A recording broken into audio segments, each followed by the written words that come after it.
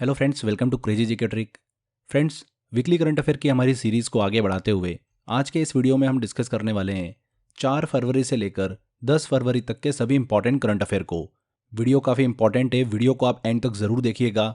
अगर आपको इस वीडियो का पीडीएफ डाउनलोड करना है या फिर मंथली करंट अफेयर की पीडीएफ लेना है तो आप crazy GK trick application download कर लीजिए, वहाँ पर आपको ऑप्शन मिल जाएगा। तो चलिए फ्रेंड्स, बिना किसी देरी के हम लेक्चर को स्टार्ट करते हैं। पहला इंपॉर्टेंट क्वेश्चन आता है, वर्ष 2024 में कितने लोगों को भारत रत्न से सम्मानित किया गया है? तो वर्ष 2024 में कुल 5 लोगों को भारत रत्न से सम्मानित किया गया है, जिसमें से 4 व्यक्तियों को मरणोपरांत ये पुरस्कार प्रदान किया गया है। अगर हम पांचों व्यक्तियों को डिस्कस करें तो कर्पूरी ठाकुर को मरणोपरांत दिया गया, चौधरी चरण सिंह, पीवी नरसिम्हा राव और एमएस स्वामीनाथन मरणोपरांत ये सम्मान दिया गया है। वहीं लाल कृष्ण आडवाणी को भी 2024 में भारत रत्न से सम्मानित किया गया है। 4 व्यक्तियों को मरणोपरांत ये पुरस्कार दिया गया है। कुल मिलाकर 5 व्यक्तियों को 2024 में भारत रत्न से सम्मानित किया गया।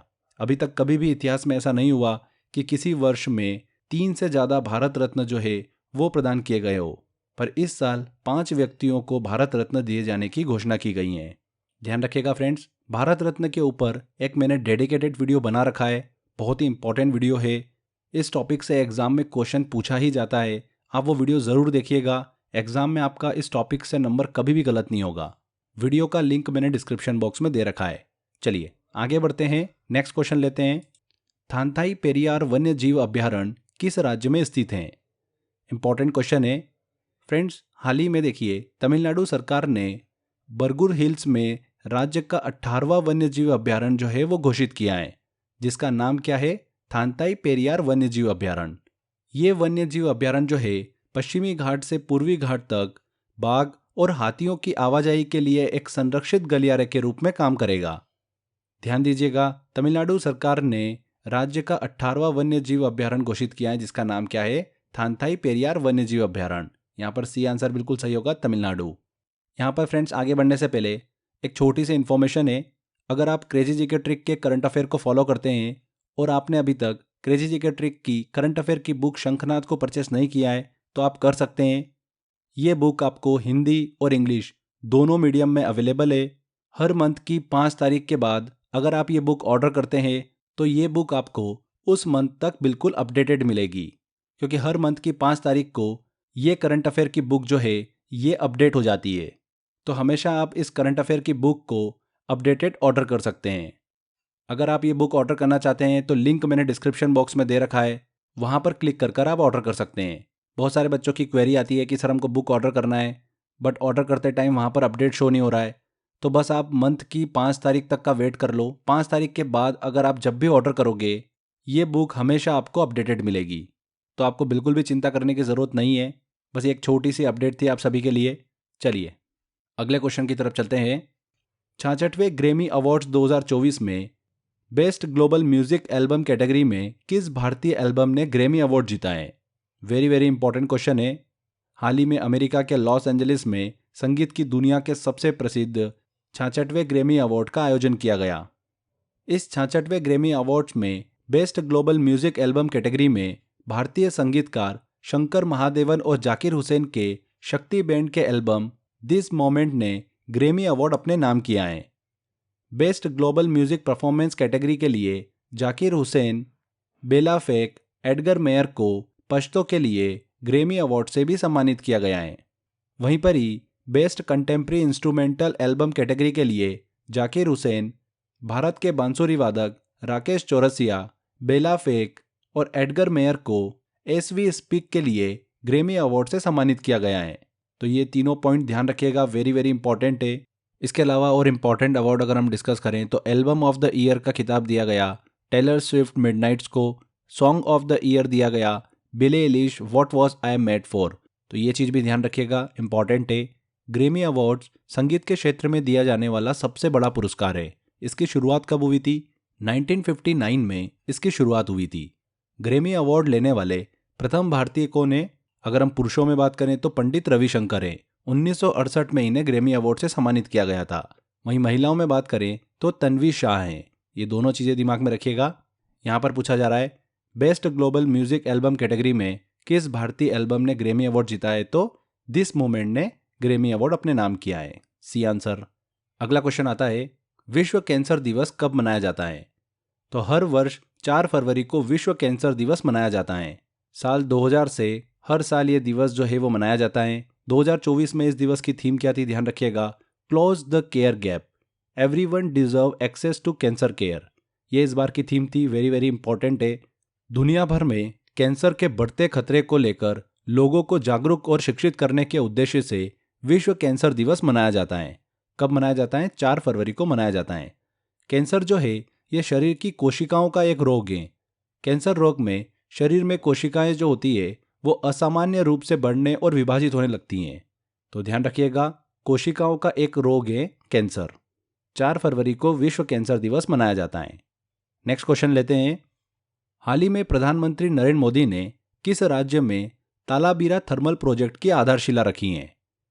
तो प्रधानमंत्री नरेंद्र मोदी ने ओडिशा दौरे के दौरान ओडिशा के संबलपुर में तालाबीरा थर्मल प्रोजेक्ट की आधारशिला रखी है। यहाँ पर ओडिशा बिल्कुल सही आंसर होगा। तालाबीरा थर्मल प्रोजेक्ट जो है नवरत्न कंपनी एनएलसी इंडिया लिमिटेड के द्वारा बनाया जाएगा। इस थर्मल प्लांट की कुल क्षमता जो होगी वो 2400 मेगावाट होगी। ध्यान रखिएगा फ्रेंड्स, तालाबीरा थर्मल प्रोजेक्ट की आधारशिला ओडिशा राज्य में रखी गई है। D answer. अगला क्वेश्चन आता है, wild life photographer of the year people's choice award 2023 किसे प्रदान किया गया है? तो किसे दिया गया है अवार्ड? ये नीमा सरीखानी को ये अवार्ड जो है वो दिया गया है। एक छोटे से हिमखंड पर सोते हुए ध्रुवीय भालू की फोटो के लिए ब्रिटिश फोटोग्राफर नीमा सरीखानी को wild life photographer of the year people choice award 2023 जो है वो प्रदान किया गया है। ये जो अवार्ड सेरेमनी है ये लंदन में आयोजित की गई थी, जिसमें 95 देशों के फोटोग्राफरों ने पार्टिसिपेट किया था। ध्यान रखिएगा यहाँ पर Nima Sarikhani. B answer. SAFF under 19 women's championship 2024 का खिताब भारत और किस देश ने संयुक्त रूप से जीता है? तो सेफ अंडर 19 वुमेन्स चैंपियनशिप 2024 का आयोजन जो है वो बांग्लादेश में किया गया और फाइनल मुकाबले के बाद भारत और बांग्लादेश को संयुक्त रूप से विजेता के रूप में घोषित किया गया है। दोनों देशों के विजेता बनने के बाद यह भारत का दूसरा और बांग्लादेश का चौथा खिताब है। ध्यान रखिएगा फ्रेंड्स, साउथ एशिया देशों के मध्य आयोजित होने वाली ये एक फुटबॉल प्रतियोगिता है जिसकी शुरुआत 2018 में हुई थी। भारत और किस देश को संयुक्त रूप से विजेता घोषित किया गया है? बांग्लादेश। यहाँ पर बी आंसर सही होगा। न्यायाधीश रितु बहारी किस राज्य की पहली महिला मुख्य न्यायाधीश नियुक्त की गई है?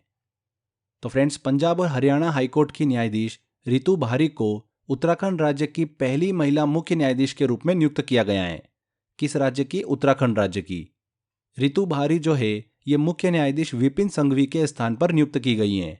उच्च न्यायालय हाईकोर्ट के मुख्य न्यायाधीश की नियुक्ति को लेकर अगर हम डिस्कस करें तो हमारे भारत के संविधान अनुच्छेद 217 के तहत उच्च न्यायालय के मुख्य न्यायाधीश की नियुक्ति राष्ट्रपति द्वारा भारत के मुख्य न्यायाधीश चीफ जस्टिस ऑफ इंडिया राज्य के राज्यपाल के परामर्श से की जाती हैं। ये जरूर ध्यान रखिएगा, हमारे संविधान के अनुच्छेद 217 से ये संबंधित हैं। क्लियर? चलिए आगे बढ़ते हैं। किस भारतीय तीरंदाज को विश्व तीरंदाजी द्वारा world archery breakthrough archer of 2023 का पुरस्कार दिया गया है? तो किसे दिया गया है? अदिति गोपीचंद को। भारतीय तीरंदाज अदिति गोपीचंद को विश्व तीरंदाजी द्वारा यह पुरस्कार दिया गया। अदिति गोपीचंद महाराष्ट्र राज्य से संबंधित हैं। यहाँ पर ध्यान रखिएगा, पिछले साल ही इन्हें वर्ष 2023 में अर्जुन अवार्ड से सम्मानित किया गया था। इसी के साथ साथ अदिति गोपीचंद की 2023 की कुछ उपलब्धियों को डिस्कस करें तो 2023 में जर्मनी में आयोजित विश्व तीरंदाजी चैंपियनशिप में इन्होंने स्वर्ण पदक जीता था और ये पदक जीतने वाली सबसे कम उम्र की खिलाड़ी भी बनी थी। 2023 में ही आयरलैंड में आयोजित विश्व तीरंदाजी युवा चैंपियनशिप में इन्होंने स्वर्ण पदक जीता था। तो ध्यान रखिएगा, एग्जाम में क्वेश्चन पूछा जा सकता है कि अदिति गोपीचंद किस खेल से संबंधित हैं? तो तीरंदाजी से संबंधित हैं। हाल ही में इन्हें world archery breakthrough archer of 2023 का पुरस्कार जो है वो दिया गया है। नेक्स्ट क्वेश्चन की तरफ चलते हैं। कौन सा राज्य यूनिफॉर्म सिविल कोड यूसीसी को लागू करने वाला देश का पहला राज्य बना है? तो हाल ही में उत्तराखंड सरकार ने यूनिफॉर्म सिविल कोड को विधानसभा से पारित कर दिया है और कानून बनने के बाद उत्तराखंड जो है वो आज़ादी के बाद यूसीसी को लागू करने वाला देश का पहला राज्य बन गया है। वेरी वेरी इंपॉर्टेंट है, उत्तराखंड यहाँ पर बिल्कुल सही आंसर होगा। यूनिफॉर्म सिविल कोड के प्रावधानों को अगर हम डिस्कस करें तो ये महिला अधिकारों पर केंद्रित हैं। इसमें बहुविवाह पर रोक का प्रावधान है, लड़कियों की शादी की उम्र 18 साल से बढ़ाने का प्रावधान है, वहीं पर ही इस कानून में लड़कियों को भी लड़कों के बराबर विरासत का अधिकार देने की बात कही गई है। उत्तराखंड की 4% जनजातियों को कानून से बाहर रखने का प्रावधान भी किया गया है। तो इस तरीके के प्रावधान जो है वो हमको यूनिफॉर्म सिविल कोड के अंदर देखने को मिलते हैं। ध्यान दीजिएगा फ्रेंड्स, देश का पहला राज्य कौन सा बन गया है जिसने यूसीसी को लागू किया है? उत्तराखंड। अगला क्वेश्चन लेते हैं। हाल ही में तेलंगाना के सीताम्मा लोडी में किस काल के शैल चित्रों की खोज की गई है? तो तेलंगाना के पेदापल्ली जिले के सीताम्मा लोदी में मध्य पाषाण काल के शैल चित्रों की खोज की गई है। ये शैल चित्र जो है मध्य पाषाण काल मतलब 10,000 से 12,000 वर्ष पहले से संबंधित हैं। इन शैल चित्रों में मानव आकृति, पुरुष महिलाओं का आपस में नृत्य करना और कुछ सफ़ेद और पीले रंग के हाथ के निशान हमको देखने को मिले हैं। यहाँ पर हमने फ्रेंड्स मेसोलिथिक पीरियड की बात करी है, मतलब मध्य पाषाण काल की बात करी है। तो भारत में मध्य पाषाण कालीन स्थल जो है उसकी खोज सबसे पहले कब हुई थी? 1867 में हुई थी। इस दौरान पुरुषों ने नुकीले औजारों का उपयोग करना शुरू किया था। इस काल के उपकरण जो थे वो आकार में छोटे हुआ करते थे। इस काल में मानव अधिकांशतः शिकार पर ही निर्भर थे। साथ ही में इस काल के लोगों ने कृषि करना भी सीख लिया था। तो ये मध्य पाषाण काल की कुछ बेसिक इन्फॉर्मेशन आई होप आपको पता होगा। ये याद रखिएगा कि तेलंगाना के सीताम्मा लोदी में किस काल के शैल चित्रों की खोज की गई है? मध्य पाषाण काल के शैल चित्रों की खोज की गई है। अगले क्वेश्चन की तरफ चलते हैं। अंतरिक्ष में सर्वाधिक समय तक रहने वाली अंतरिक्ष यात्री कौन है? तो फ्रेंड्स, हाल ही में ही रूसी अंतरिक्ष यात्री ओलेग कोनेनेंको अंतरिक्ष में सबसे ज्यादा समय तक रहने वाली अंतरिक्ष यात्री बन गई है। ओलेग कोनेनेंको ने 878 से अधिक दिन में स्पेस में रहकर यह रिकॉर्ड जो है वो अपने नाम किया है। इससे पहले यह रिकॉर्ड जो है एक रूसी अंतरिक्ष यात्री के नाम पर ही था, जिन्होंने 878 दिन 11 घंटे का समय जो है वो अंतरिक्ष में बिताया था। और रूसी अंतरिक्ष यात्री ओलेग कोनेनेंको ने 878 से अधिक दिन तक अंतरिक्ष में समय बिताया है। अभी वो 5 जून तक और अंतरिक्ष में रहेंगे। इस तरीके से वो स्पेस में 1000 दिन से ज़्यादा जो है वो कंप्लीट करेंगे। ध्यान रखिएगा, अंतरिक्ष में सर्वाधिक समय तक रहने वाली अंतरिक्ष यात्री कौन बन गई है? Oleg Kononenko. A answer. भारतीय सेना का वाइस चीफ उप प्रमुख किसे नियुक्त किया गया है? तो लेफ्टिनेंट जनरल उपेंद्र द्विवेदी को भारतीय सेना का वाइस चीफ मतलब उप प्रमुख नियुक्त किया गया है। उपेंद्र द्विवेदी को सुचिंद्र कुमार के स्थान पर नियुक्त किया गया है। ध्यान रखिएगा, इंडियन आर्मी भारतीय थल सेना जो है ये भारतीय सशस्त्र बल का सबसे बड़ा अंग है, जिसकी स्थापना 1895 में की गई थी। वर्तमान में थल सेना के अध्यक्ष कौन है? जनरल मनोज पांडे हैं। क्लियर। उप प्रमुख नियुक्त किया गया है लेफ्टिनेंट जनरल उपेंद्र द्विवेदी को। D answer. अगला क्वेश्चन आता है। 37वां सूरजकुंड अंतर्राष्ट्रीय शिल्प मेला किस राज्य में आयोजित किया गया? तो राष्ट्रपति द्रौपदी मुर्मू ने हरियाणा के फरीदाबाद में 37वें सूरजकुंड अंतर्राष्ट्रीय शिल्प मेला 2024 का उद्घाटन किया। इस वर्ष इस मेले की थीम जो है वो गुजरात राज्य पर आधारित है। 37वें सूरजकुंड अंतर्राष्ट्रीय शिल्प मेले में करीब 50 देशों ने भाग लिया है, जिसमें से तंजानिया देश ने भागीदारी राष्ट्र के रूप में भाग लिया। ये मेला जो है विश्व का सबसे बड़ा शिल्प मेला है। इस मेले के दौरान राज्य की हस्तकलाओं के माध्यम से विशिष्ट संस्कृति और समृद्ध विरासत का प्रदर्शन किया जाता है। ध्यान रखिएगा, 37वां सूरजकुंड अंतर्राष्ट्रीय शिल्प मेले का आयोजन कहाँ पर किया गया? हरियाणा में। C answer. हाल ही में मां कामाख्या एक्सेस कॉरिडोर की आधारशिला रखी गई। मां कामाख्या मंदिर किस पहाड़ी पर स्थित है? तो हाल ही में ही प्रधानमंत्री नरेंद्र मोदी ने असम दौरे के दौरान PM development initiative for north eastern region योजना के तहत मां कामाख्या एक्सेस कॉरिडोर की आधारशिला रखी है। कामाख्या मंदिर जो है फ्रेंड्स ये असम के गुवाहाटी में नीलाचल पहाड़ियों में स्थित है। इसे 51 शक्तिपीठों में से सबसे पुरानी शक्तिपीठ के रूप में जाना जाता है। कामाख्या मंदिर जो है नागर शैली और सारसैनिक शैली, मुगल और ब्रिटिश शैली का जो मिश्रण है उसमें बना हुआ है। हर साल इस मंदिर पर अंबुबाची मेले का आयोजन किया जाता है। ध्यान रखिएगा फ्रेंड्स, मां कामाख्या एक्सप्रेस कॉरिडोर की आधारशिला रखी गई। मां कामाख्या मंदिर किस पहाड़ी में स्थित है? नीलाचल पहाड़ी में स्थित हैं। B answer. अगला क्वेश्चन आता है। दोसमोचे महोत्सव किस राज्य या केंद्र शासित प्रदेश का प्रमुख त्योहार है? तो किस राज्य या केंद्र शासित प्रदेश का प्रमुख त्योहार है? लद्दाख का।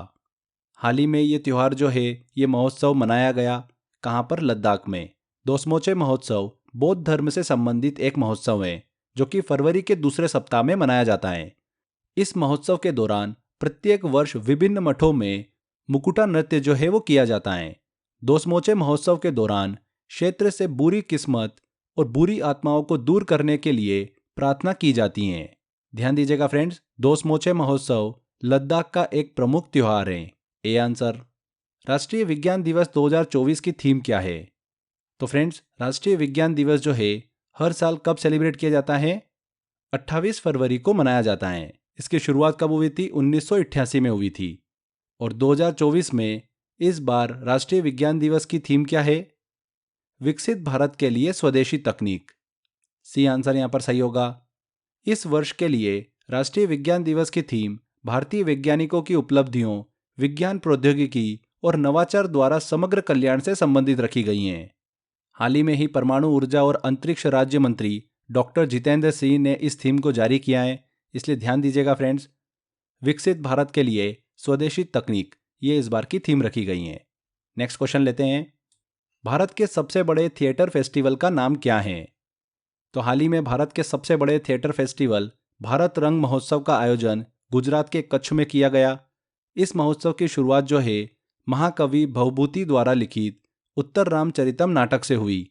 भारत रंग महोत्सव 21 दिनों तक चलने वाला एक सांस्कृतिक कार्यक्रम है जिसमें 150 से अधिक नाटक, कार्यशालाएं और चर्चाएं होती हैं। इस वर्ष भारत रंग महोत्सव भारत के 15 शहरों में आयोजित किया जाएगा। तो ध्यान रखिएगा, भारत के सबसे बड़े थिएटर फेस्टिवल का नाम क्या है? भारत रंग महोत्सव है। बी आंसर बिल्कुल सही होगा। भारत रंग महोत्सव जो है ये एक वार्षिक थिएटर महोत्सव है।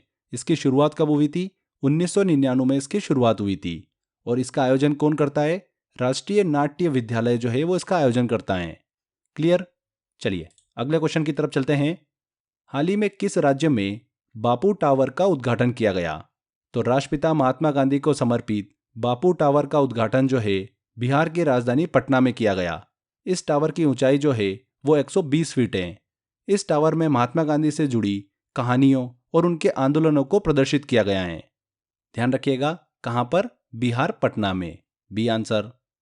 यमन देश के नए प्रधानमंत्री के रूप में इनमें से किसे नियुक्त किया गया है?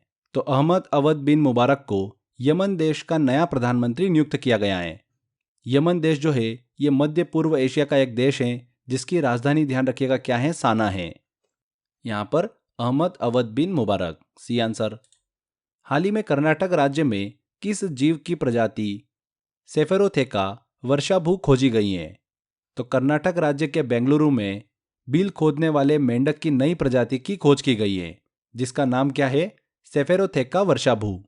यहां पर सेफेरोथेका वर्षाभू का मतलब होता है मेंढक की एक प्रजाति जो बारिश का स्वागत करती है। ध्यान दीजिएगा फ्रेंड्स, किससे संबंधित हैं ये? मेंढक से संबंधित हैं। किस राज्य में देश के पहले डिजिटल राष्ट्रीय संग्रहालय की स्थापना की जाएगी? तो केंद्रीय संस्कृति मंत्री जी किशन रेड्डी ने तेलंगाना राज्य में स्थित सलारजंग संग्रहालय में देश के पहले डिजिटल राष्ट्रीय संग्रहालय की आधारशिला रखी है। इस संग्रहालय की स्थापना जो है भारतीय पुरातत्व सर्वेक्षण द्वारा की जाएगी। संग्रहालय में अनेक भाषाओं और विभिन्न काल अवधि के 1 लाख से अधिक शिलालेख जो है वो रखे जाएंगे। इस संग्रहालय की स्थापना का उद्देश्य क्या है? जो प्राचीन शिलालेख हैं उनका डिजिटलीकरण करना, साथ ही उनको डिजिटल रूप में संरक्षित करना है। ध्यान रखिएगा, किस राज्य में देश के पहले डिजिटल राष्ट्रीय संग्रहालय की स्थापना की जाएगी? तेलंगाना में। लास्ट क्वेश्चन लेते हैं। 4th खेलो इंडिया यूनिवर्सिटी गेम का आयोजन किस राज्य में किया जाएगा? तो 4th खेलो इंडिया यूनिवर्सिटी गेम का आयोजन जो है वो पूर्वोत्तर राज्य असम में किया जाएगा। 19 फरवरी से लेकर 29 फरवरी तक 4th खेलो इंडिया यूनिवर्सिटी गेम का आयोजन किया जाएगा। इस वर्ष 200 से अधिक यूनिवर्सिटी के खिलाड़ी जो है 20 खेलों में पार्टिसिपेट करेंगे। खेलो इंडिया यूनिवर्सिटी गेम की बात कर रहे हैं तो खेलो इंडिया गेम्स का ही एक भाग है जिसमें भारत की विभिन्न यूनिवर्सिटीज़ के खिलाड़ी जो है वो पार्टिसिपेट करते हैं। इसकी शुरुआत कब हुई थी? 2020 में इसकी शुरुआत हुई थी। इसका पहला एडिशन 2020 में हुआ था ओडिशा में, सेकेंड एडिशन हुआ था 2022 कर्नाटक में, और थर्ड एडिशन हुआ था उत्तर प्रदेश में 2023 में, जिसका विजेता कौन था? पंजाब यूनिवर्सिटी थी। और 4th एडिशन हो रहा है इसका असम में। तो ये चीज़ ध्यान रखिएगा, सी आंसर यहाँ पर सही होगा। तो फ्रेंड्स, यहाँ पर देखिए हमारे 4 फरवरी से लेकर 10 फरवरी तक के सभी इंपॉर्टेंट करंट अफेयर कंप्लीट होते हैं। आई होप आपने वीडियो को ध्यान से देखा होगा।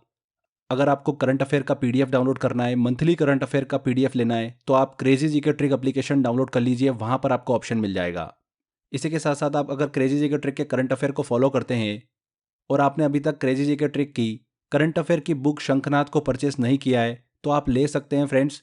इंग्लिश और हिंदी दोनों माध्यम में ये करंट अफेयर की बुक अवेलेबल है। बहुत अच्छा रिस्पॉन्स आपके एंड से हमको देखने को मिल रहा है। तो जिन भी स्टूडेंट्स ने अगर ये बुक ऑर्डर नहीं करी है तो ऑर्डर कर सकते हैं, लिंक मैंने डिस्क्रिप्शन बॉक्स में दे रखी है। तो फ्रेंड्स आज के बस इस वीडियो में इतना ही था। वीडियो अगर अच्छा लगा है तो वीडियो को लाइक कर दीजिए, शेयर कर दीजिए और कमेंट करके ज़रूर बताइएगा कि वीडियो कैसा लगा। अगर आपने अभी तक चैनल को सब्सक्राइब नहीं करा है तो सब्सक्राइब भी कर लीजिए। मिलते हैं फ्रेंड्स अगले वीडियो में। Till then bye bye.